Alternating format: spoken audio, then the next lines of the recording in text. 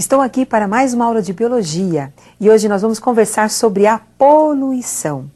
Nós temos poluentes que podem ser sólidos, líquidos e também gasosos. Esses poluentes em excesso no meio ambiente, como não conseguem ser absorvidos, reaproveitados pelo meio ambiente, acarretam danos a todos os seres vivos e ao próprio meio ambiente. Então nós temos a poluição na água, a poluição no solo e a poluição atmosférica. E nós vamos mostrar algumas imagens dos tipos de poluição para vocês. Então observem, por favor. Então nós temos aí uma poluição atmosférica, excesso de poluentes que são eliminados por indústrias. Entre os poluentes nós temos o dióxido de enxofre, o dióxido de nitrogênio e muitos outros. Então nós temos aí a poluição da água. O excesso de esgotos, quando são lançados nos rios, provocam então a poluição biológica, a poluição química, e um dos processos importantes aí é a eutrofização. Poluição do solo. Nós temos no solo um excesso de nutrientes, o excesso de substâncias químicas, entre elas o DDT, que é um inseticida usado no combate às pragas. Esse inseticida, ele tem um efeito acumulativo na cadeia alimentar. Podemos encontrar também no solo micro-organismos, poluição biológica no solo. Com o aumento da população humana e também com a industrialização, a poluição da água foi afetada. Então, o excesso de nutrientes foram lançados na água. Esse processo, onde nós vamos explicar toda a poluição da água, nós chamamos de eutrofização. Então, eutrofização é o processo em que nós temos um aumento da matéria orgânica na água e decorrente esse aumento de matéria orgânica, que pode ser um bagaço de cana, pode ser o esgoto de uma cidade, enfim, esse excesso provoca então a morte, a diminuição do oxigênio da água e a morte dos rios. Podem também nós encontrarmos a morte de lagos e lagoas. Agora nós vamos conversar um pouquinho sobre a eutrofização. Então observem a primeira parte do processo da eutrofização, na verdade a primeira fase da eutrofização. Então nós temos aí o lançamento de esgoto no rio. Esse lançamento em excesso provoca um aumento da matéria orgânica. Esse excesso de matéria orgânica no rio vai sofrer um processo de decomposição realizado pelas bactérias aeróbias, lançando os nutrientes na água. Esses nutrientes, que podem ser fosfatos, serão aproveitados por micro-organismos, como as algas, e esses micro-organismos proliferarão nas águas. Então, as algas são seres aeróbios que necessitam de nutrientes para poder sobreviver e realizar o seu processo de crescimento e também a fotossíntese. Então, encontrando nutrientes em excesso, elas proliferam, formando então uma camada verde na água, que nós chamamos também de floração das águas. Agora vamos continuar o nosso processo de eutrofização. Com o excesso de micro-organismos, nós vamos ter uma diminuição do oxigênio na água. Assim como nós temos animais que são sensíveis a essa diminuição, como os peixes, nós teremos então, em consequência, a morte desses animais, devido à diminuição do oxigênio. Então, os peixes são animais que necessitam de uma taxa de oxigênio ideal na água, porque são sensíveis. Além dos peixes, outros animais como moluscos também são sensíveis à taxa de oxigênio. Em decorrência à morte dos peixes, nós teremos então a ação das bactérias anaeróbias, que realizarão o processo de decomposição desses cadáveres. Elas são chamadas de bactérias aeróbias porque elas não necessitam do oxigênio para a sua decomposição, para o seu metabolismo celular. Em seguida, os dejetos dos cadáveres são lançados na água, então aquele cheiro podre que nós sentimos de sulfatos são devido à decomposição pelas bactérias anaeróbias, não esqueçam disso. Como a eutrofização é um processo importante, então é necessário você lembrar das etapas da eutrofização. Então vamos agora conhecer novamente as etapas da eutrofização. Eutrofização. Então nós temos um aumento da matéria orgânica, pode ser um aumento de fosfato e nitratos na água, devido ao excesso de adubos que são levados pela água das chuvas. Com isso, nós teremos a proliferação de algas. Em seguida, proliferação de organismos aeróbios, provocando a diminuição da taxa de oxigênio, acarretando a morte de peixes. E os cadáveres desses animais passarão por um processo de decomposição pelos organismos anaeróbios. Lembrando que esses provocarão aquele cheiro de ovo podre na água, nos rios que estão com uma taxa muito baixa de oxigênio. Outro poluente importante é o DDT. É um poluente que ele é usado nos inseticidas, encontrado nos inseticidas, que combate as pragas das lavouras e também aos insetos transmissores de doenças. Entre eles nós temos o Aedes, que é o transmissor da dengue. O DDT é utilizado no combate e tem um efeito acumulativo na cadeia alimentar. E é sobre esse efeito acumulativo que nós vamos conhecer um pouquinho mais. Agora nós vamos observar uma cadeia alimentar e o efeito do DDT nessa cadeia alimentar. Observe.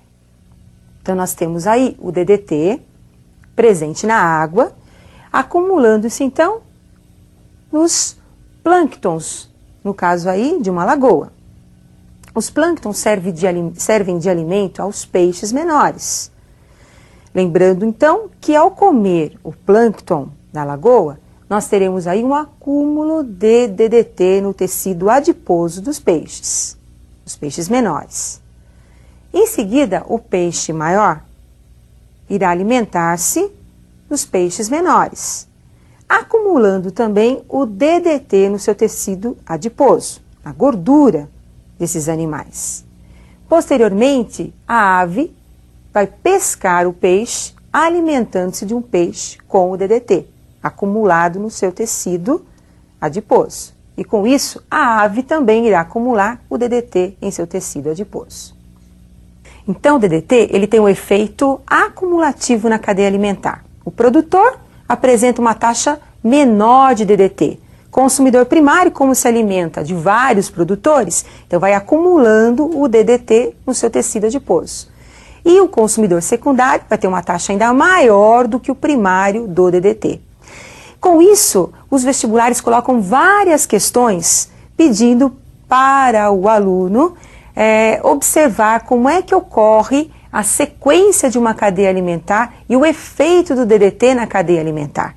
Então eu gostaria que vocês acompanhassem um exercício que nós vamos mostrar justamente o efeito do DDT na cadeia alimentar. Então observem agora, por favor. Então nós temos aí, a análise da concentração de DDT em organismos marinhos apresentou os resultados mostrados na tabela abaixo. Com base nos índices de DDT, o esquematize a provável cadeia alimentar constituída por esses organismos. Então nós temos agora a tabela. Copépodes apresenta DDT e nós temos lá 0,07 miligramas por litro do copépode. Manjuba, 0,60 miligramas de DDT por litro em seu tecido. Pescadas, 2,25 miligramas por litro. E atobás, 28 miligramas por litro de DDT. Então não podemos esquecer, aquele ser vivo que apresenta a menor quantidade de DDT é o ser vivo que está no primeiro nível trófico da cadeia alimentar. E o ser vivo que apresenta a maior concentração de DDT é o ser vivo que vai apresentar, então, o nível trófico mais distante da cadeia alimentar. Então, como é que vai ficar a nossa cadeia alimentar? Então, observem agora a resolução do exercício. Então, nós temos copépodes, manjubas, pescadas e atobás. Então, nossa cadeia alimentar, onde copépode apresenta a menor quantidade do DDT no primeiro nível trófico. E atobás, onde nós teremos maior quantidade do DDT no último nível trófico. Atualmente, o combate às pragas é realizado hoje em dia também pelo controle biológico. O que é isso? Então, nós vamos ter um predador ou um parasita específico da praga que irá levar, então, à extinção, à diminuição dessas pragas, por exemplo, na lavoura. Então nós temos, aqui no Brasil, a lagarta é um parasita prejudicial à lavoura de milho. Então o que é feito com a lagarta? Em vez de nós utilizarmos o DDT, se coloca então joaninhas para predarem as lagartas. As joaninhas comem as lagartas nos seus primeiros dias de vida. Com a eclosão dos ovos das lagartas, nós temos então a joaninha esperando para abocanhar a lagarta nos seus primeiros dias, com isso diminuindo a praga na lavoura do milho. Além disso, além da poluição da água, nós temos também a poluição do ar, a poluição atmosférica, onde o excesso de poluentes podem afetar de forma nociva a saúde de várias pessoas. Nós temos o caso, por exemplo, do CFC, que é o clorofluorcarbono. Esse poluente que afeta muito a nossa vida, por quê? Porque o CFC, ele é um poluente que vai interferir no processo onde nós temos aí a destruição da camada do O3, do ozônio. Essa interferência faz com que os raios ultravioleta penetrem mais intensamente, atingindo as células somáticas dos indivíduos, dos animais e dos vegetais, provocando as mutações, não é? Além disso, nós temos também um poluente importante que é o CO, que é o monóxido de carbono.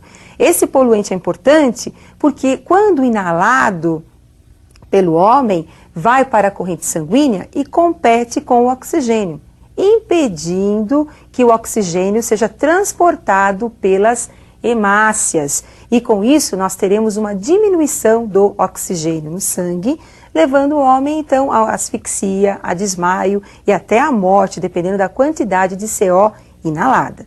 Como é que o homem pode inalar CO? Por exemplo, no caso de um incêndio. Então o homem está lá, num prédio em chamas. Ele vai estar inalando o CO que está sendo eliminado durante a combustão. O CO cai na corrente sanguínea e interfere então no transporte do oxigênio. E isso é um problema muito sério, muito grave, né? Além disso, nós temos também poluentes biológicos que são encontrados na água, como a Escherichia coli, que é uma bactéria que provoca dores, diarreias, dores abdominais, não é? A Escherichia coli é uma bactéria encontrada nas fezes, mas quando ela é encontrada em excesso na água, ela pode provocar um quadro que vai interferir na saúde humana, como eu acabei de citar.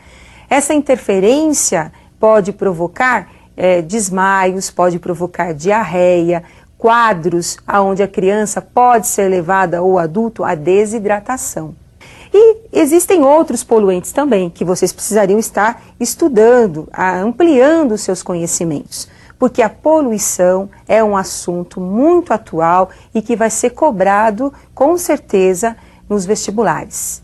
E eu aguardo você para a nossa próxima aula de biologia. Até mais, pessoal!